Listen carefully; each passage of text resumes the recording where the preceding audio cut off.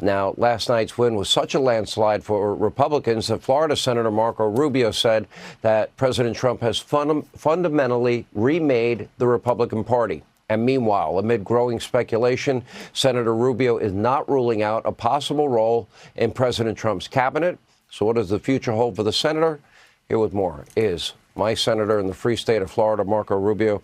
Senator, maybe people don't know, I do know, you spent a lot of time stumping not only for President Trump, but for candidates all around the country.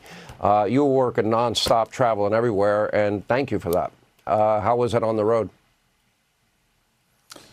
Well, it was rewarding because we've seen the result. And, you know, I saw firsthand, I don't know if people fully understand how hard Donald Trump worked on behalf of America, to be honest with you. There was a moment there at the last day of the campaign where he's like, we're going to leave nothing on the table, nothing. We're going to leave it all on the field.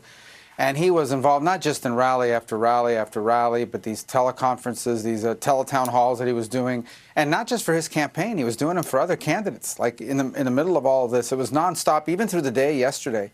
And he deserves a tremendous amount of credit. The guy's a machine. I mean, and he does it because he loves the country, and I think that's what's most important.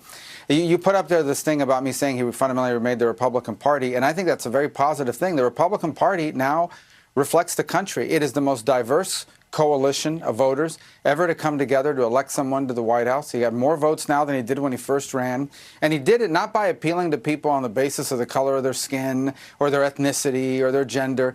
He did it by appealing to them as working people, as hardworking people who want an economy that works again for people like them, as people that want to make sure we are a country that is safe at home, you know, by stopping criminals from crossing our border illegally and terrorizing our communities, by appealing to them as people that want us to have a foreign policy that preserves peace, that avoids us getting into wars through strength, and by being pragmatic and ensuring that our foreign policy is geared towards prioritizing our core national interests, especially at a time in which the world is spiraling out of control.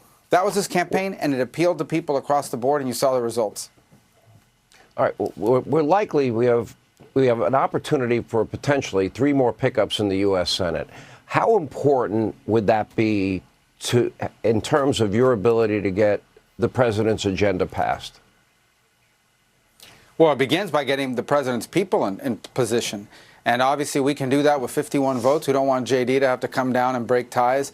And the bigger our majority is, the less there is a margin for error there in that regard. So it's at 52 now. I think we're going to be at 53. Bob Casey, my colleague from Pennsylvania, really should concede. It's pretty clear he's not going to win that race. And I think we have a really good chance in Nevada. That's 54. So that's a very strong position for us to be in. And all of it, you know, it's interesting, all of it, we had great candidates. Yeah. But let's be clear. People, and they'll tell you, they got elected because Donald Trump won their states. Yeah, Sam Brown's up by, what, 3,000 plus votes, 86% of the vote in.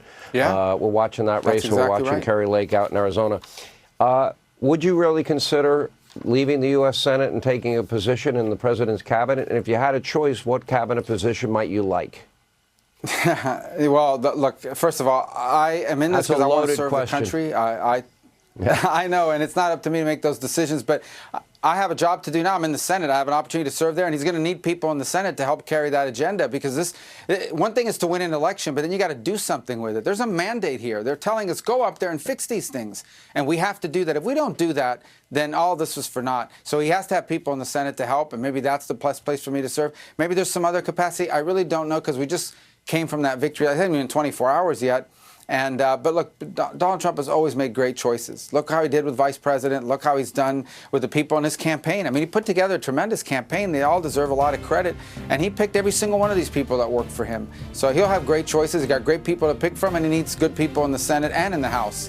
And, you know, I'm excited about the next. I'm as excited as I've ever been in my time in the Senate.